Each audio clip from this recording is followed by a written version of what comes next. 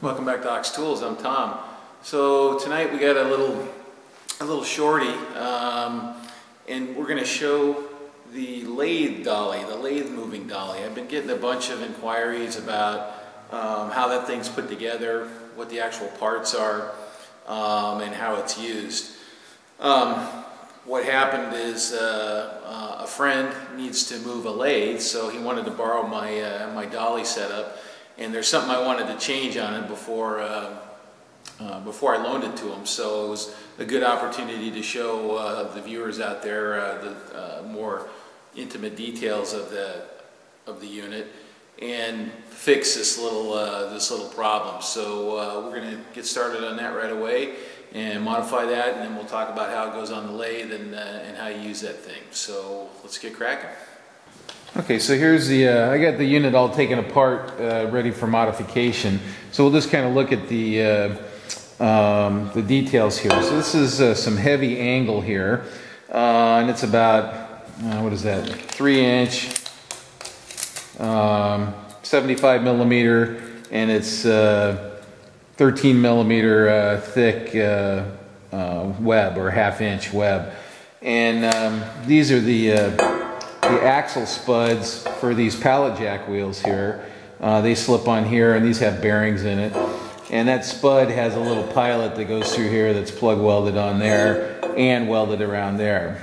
Then it's drilled and tapped for a retention bolt. The thing I want to change is these guys here. I don't like the way these work. There was a rod that runs across, and the threads on the inside of this hole bother me a little bit when I slide the rod through. So we're going to cut those off, and we're going to put some tubes, some new tubes on those, and weld those on, and then call it good. So that's the project for tonight.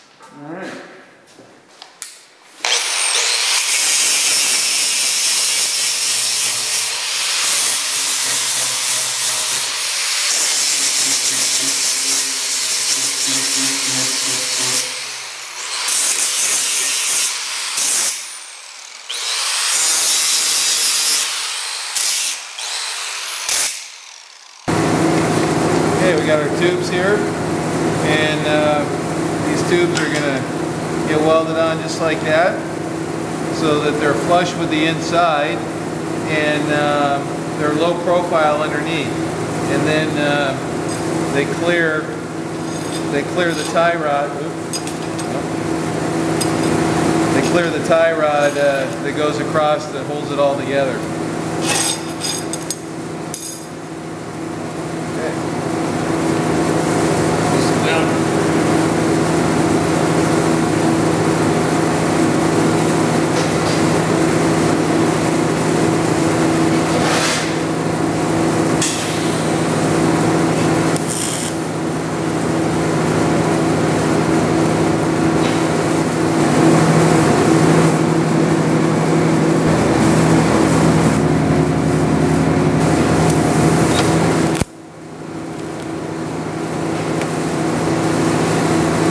Popping was some of this mill scale here.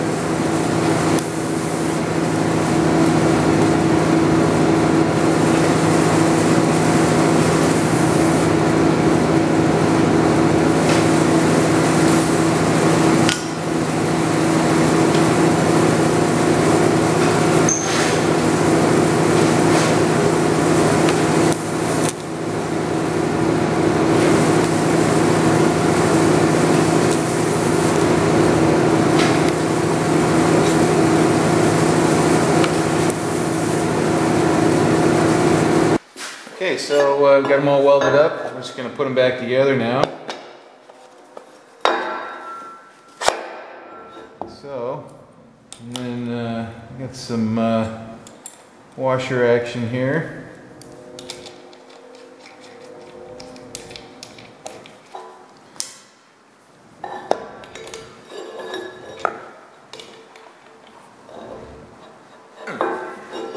Okay, and there's the deal. Okay, the other one.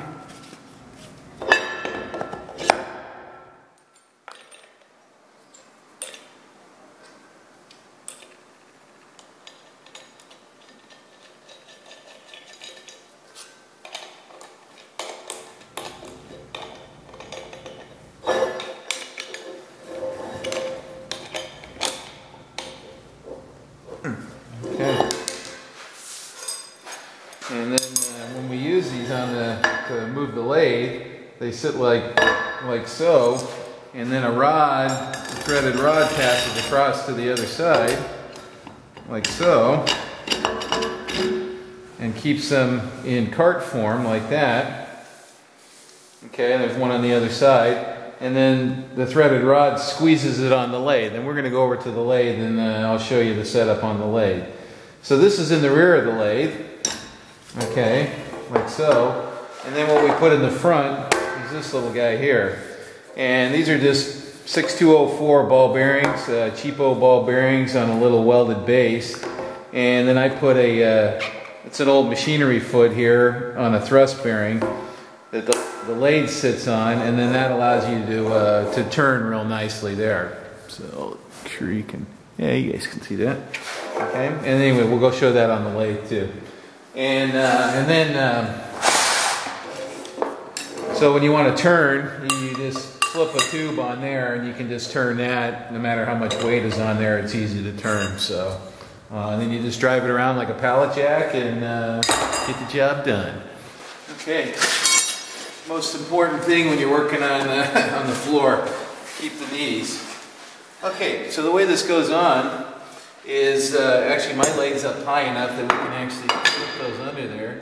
You sit like that, and you put those under the heaviest part of the machine. In this case, it'd probably be right about, yeah, something like that. And then now I seem to have misplaced my long awl threads.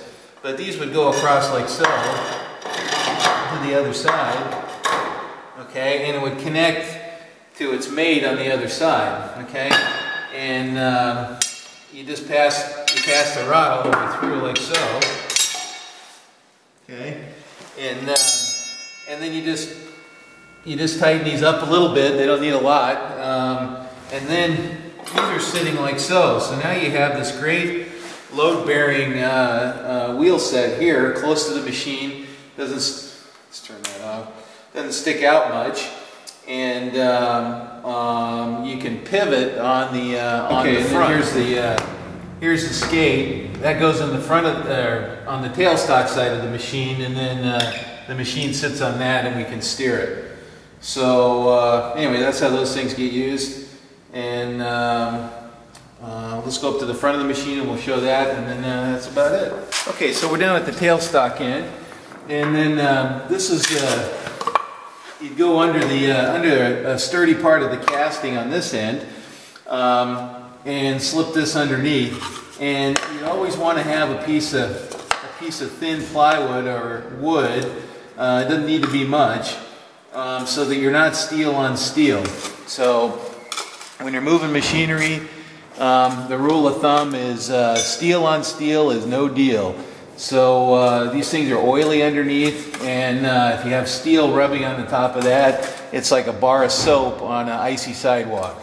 So always have a piece of heavy paper, cardboard even. Plywood's one of the best, a thin plywood like that, and then that would slip under this end. Oh, it actually goes under. How do you like that?